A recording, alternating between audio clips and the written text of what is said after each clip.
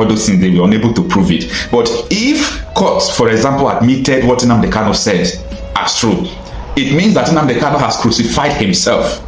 Hello, welcome to another amazing video. If this is the first time coming across this channel and you like what happens here, then go ahead and click on that subscribe button. Also turn on your post notification bell so that you get notified whenever we post videos on this channel.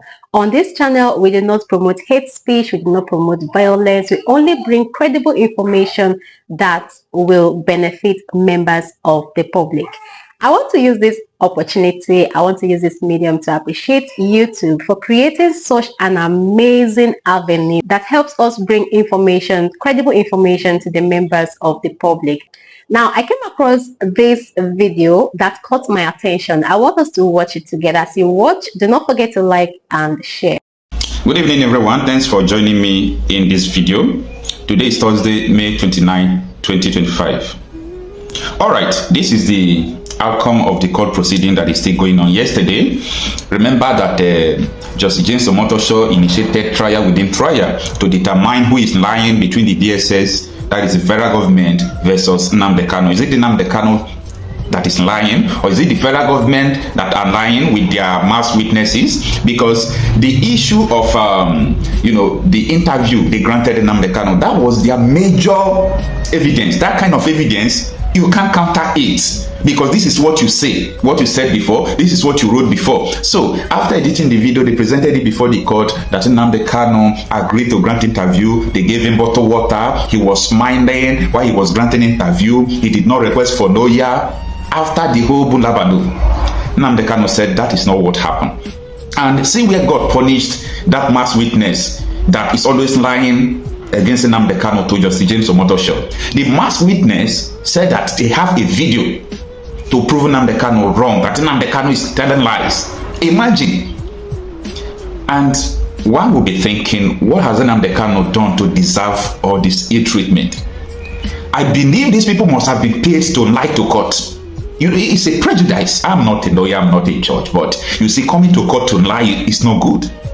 Now, they played the video, and Justice James Omotosho was shaking his head because he can listen to Nnamdi Kanu. That's why the video has been edited. He can listen to Nnamdi Kanu saying it 3 times. I need my lawyer. This is the 3rd time you are interviewing me. The law says I need my lawyer, that I am entitled to my lawyer. You know how Nnamdi Kanu speaks now, with boldness, standing on his right. Nnamdi Kanu went forward to say, even though you point gun on my head, I will say the truth. I started leading campaign against Boko Haram in London. So what I am doing is not terrorism. I just need my lawyer before I can start granting interview. As one could imagine, these DSS mass witnesses, are they insane? Or even though you edited the video, can't you see what is in the video for you not to lie to judge? So after the whole did and done, the case was adjourned till today, and Justice James Omotosho has just ruled in a very crucial ruling that will affect this case. However, as I said before, everything I'm saying in this video is my opinion. So I am entitled to my opinion. I am not a lawyer. But Justice James Omotosho has now ruled. The court rejects all DSS video evidence against Nnamdi Kanu, declare it inadmissible, that it can never be admitted in court because that video proves that what Nnamdi Kanu is saying is right, not what they are saying. This is a major ruling, because if the court had admitted the evidence, to counter such evidence is difficult. It's not like the one they came, they said Nnamdi Kanu asked people to burn buses, and they asked them to bring the plate number of the buses to prove all those things. They were unable to prove it. But if courts, for example, admitted what Nnamdi Kanu said as true, it means that Nnamdi Kanu has crucified himself. But thank God that the DSS, they were lying, and everything they have been presenting in court is lies upon lies. They lie against Hope Uzodinma, that Hope Uzodinma said that it is IPOB and Nnamdi Kanu that are killing people in Imo. So they brought the video of Hope Uzodinma to play for them again. They were confused when Hope Uzodinma was saying that this killing in Imo State is not from IPOB, it is from politicians, because they are targeting only APC members. So this is interesting. Now, in a major ruling during the trial within trial, the court has dismissed all video and written statements presented by the DSS as evidence against Nnamdi Kanu. This is the 3rd blow since this court case started.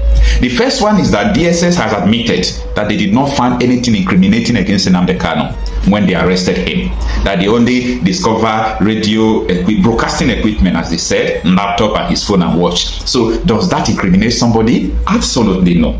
The judge now, I mean Justice James Omotosho, has declared the footage of Kanu's alleged statement null and void, rendering it irrelevant to the case. This decision deals a significant blow to the prosecution's case.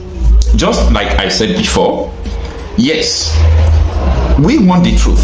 Nnamdi Kanu have been saying this in court. I am not afraid to face the trial. Just that the judge handling it before was biased. Things was not going in order. How can you subject someone to solitary confinement, beat the person he was bleeding? And let me just tell you what this means.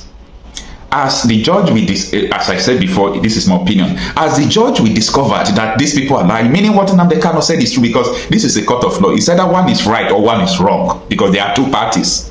So if the DSS officials are lying according to the video that was played, and of which it means they are lying, because what they said is different from the video evidence they brought to court. It's not like it's the Nnamdi Kanu that brought the video, or Nnamdi Kanu's negative that brought the video. It was they themselves that also brought the video that crucified them. So this is the situation that is going on there. So it means that these people have been lying. And this is what we have been saying since, that this thing is not true, that everything these people have been doing, they are just doing it for some reasons, not because of the major case that yes, Nnamdi Kanu committed everything they are leveling against him. By the way, it was treasonable felony they started with. You know what treason means, right? You know what treason means. So treason is like when you are convicted, it's a death sentence or life imprisonment.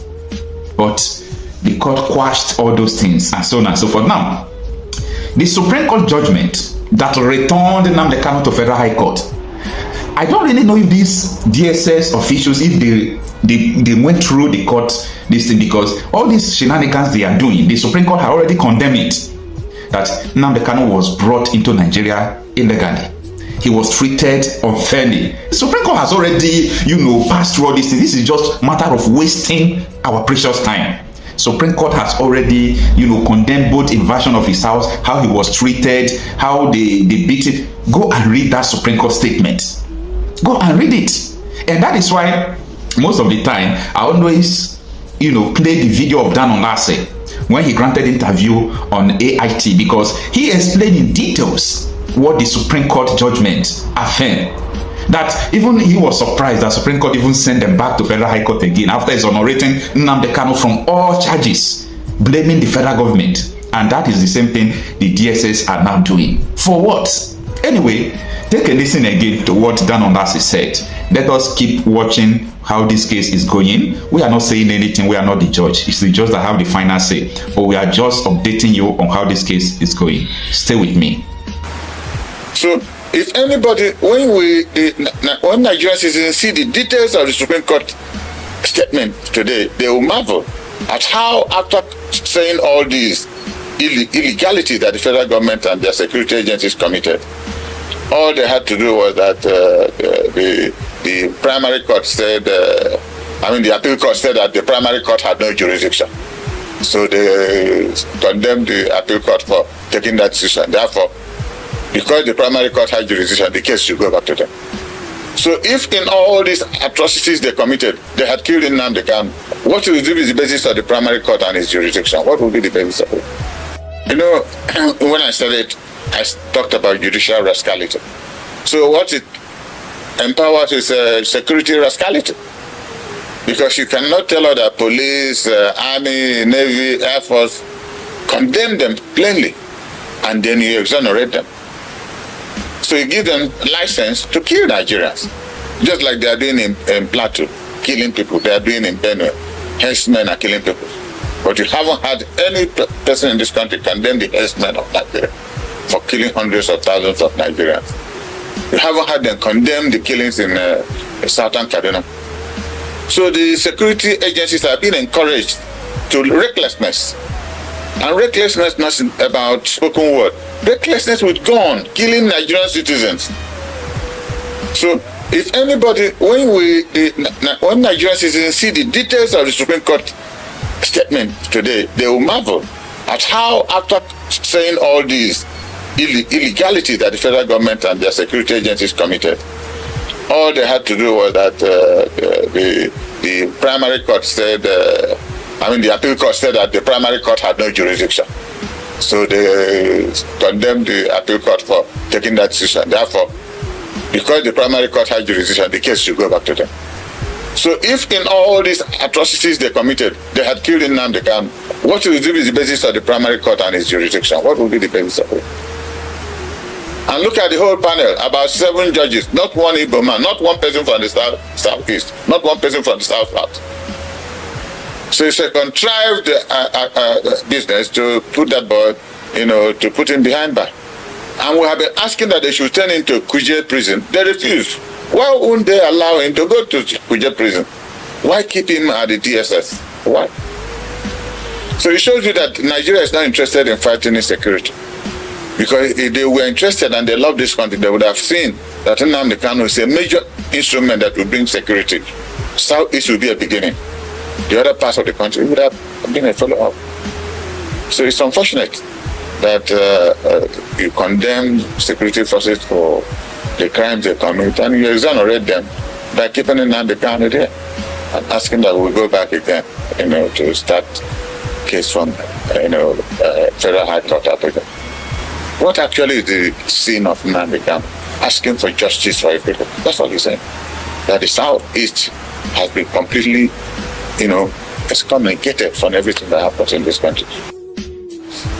So we pray that this young man, I don't know whether you have had the privilege to speak with him, one of the most brilliant young men you can ever come across. Not only is he brilliant, but well spoken. Why this one shows you that we have no values. Can you imagine a boy that a whole zone respects? A whole zone respects him. Who else, apart from M.I. Opara in those days and Dr. Nnamdi, they don't have as much respect as this young man. That would have been an advantage for Tinubu and his government with the National Security Advisor to say, look, how do we seriously start to curb this insecurity in the country? If this boy is so loved by his people, why don't we sit him down and discuss with him, know where he's coming from? If there are things he's agitating against we can solve, we'll start doing something. And look at Northwest and Northeast. Look at where the country is today. Everywhere is war, killing people. Killing is no more, it's an admirable, concept in Nigeria now. Any day nobody is killed, you don't hear it, then it's abnormal. But in a normal day, hundreds killed in herdsmen in Plano Plateau, in southern Kaduna, in the southeast, then not to talk of the bandits and Boko Haram in northeast and northwest. That one is a daily occurrence, killing hundreds of them. We're a country without statistics. If we have good statistics, people will riot to know the number of Nigerians who are dying. Every town now, in all parts of the country, people are burying people. People go to bed, they won't wake up. So it's all cumulative effect of this total insecurity. Probably you do work somewhere, nobody pays you. You are working for somebody, you are not paid. You go to bed, you are thinking of what you will tell your wife in the morning. You can't pay school fees. The man goes to bed and won't wake up. I will say, God, please take my life. Why am I living? When a man cannot take care of his immediate family, what life is it anymore? And you don't want people to react. Young men leave school, no work. And they see somebody who rigged an election and goes to Abuja and he buys a armored plated jeep for 160 million and he wants him to go and sleep. His parents sell their property to train our young men and women, and they come out 1, 2, 3, 4, 5 years. They can't say good morning, thank you to their parents. They will look at their parents without any hope of tomorrow. Parents who have trained their children, we should have hope that their children should get back to take care of them. But it's not the case in Nigeria. And we don't have our legislators are not interested. The executive all over the place are not interested. So I don't know how this problem will be sorted out. I normally find it very difficult to discuss a profession that I'm not one. But common sense also tells you that you can reason. If somebody is talking, you can reason. But it's painful because some patriotic peoples, I saw 1 or 2 senators there who left everything they were doing to come to the Supreme Court with some hope. Because if you listen to the judgment of the appeal court, it was fundamentally very literate, accommodating on every aspect of it. So people were very hopeful. but the appeal court will uphold the judgment of the Court of Appeal. I mean, the Supreme Court will uphold the judgment of the Court of Appeal, and that would have been a case done for. But unfortunately, because if you were in the Supreme Court, like I was, we were there as early as 8:30 in the morning, and when he started running this judgment, on every aspect of that case, he condemned it. The Supreme Court condemned the federal government of Nigeria. In fact, they used the word illegality not less than 20 times. The killing of people at Nnamdi Kanu's father's compound, they even named the number of people killed, the rendition from Kenya, how he was kidnapped. I mean, it was difficult to believe that after condemning the security services for unauthorized and unorthodox behavior, kidnapping Nigerians and killing people anyhow, I have never seen a court with that kind of finality in terms of condemning public officers who were working for government, telling them, you don't take the laws into your hands, only to finally, because they said they disagreed with the appeal court that the lower court had no jurisdiction. It was the basis of what they are doing, that they should now go back to that court because it has jurisdiction to hear the case in the first place. That's some of that. So if Nnamdi Kanu dies, after all this illegality, what case are they going to hear? This boy has been under detention for how many years now? Even the Supreme Court was asking all these questions too. The illegality that has been meted against him, and yet they say we'll go back again to the federal high courts, where we then will start begging for bail. Even condemned the government, that court, for revoking his bail. That was the exact statement of the Supreme Court. So you don't even know the basis of their final decision. So when people say that there is a judicial rascality in this country, you cannot but agree with those people, because unless it affects you, you won't appreciate why they said so. Because when you at the whole Supreme Court, everybody bent his face down. All lawyers were so astonished. To talk of embarrassment is an understatement. But in all cases, as a Christian, we give glory to God. Thank you so much for watching, and please drop your contribution, drop your opinion in the comment section. Please do it constructively. You know what I mean by that. And do not forget, if you haven't subscribed yet, go ahead and do that. Like this video and also share. I'll see you in our next video.